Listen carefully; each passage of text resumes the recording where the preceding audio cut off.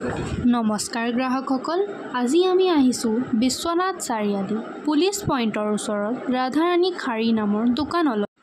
ইয়াত আপুনি gents, ladies, kids, bridal items পাব, যেনে kurti, sari, crop top, jeans, lehenga, bridal dupatta, coat set, kurta, newborn বেবীৰ কাপোৰ আৰু আজিকালিৰ ট্ৰেণ্ড চলা কাপোৰখিনিও পাব।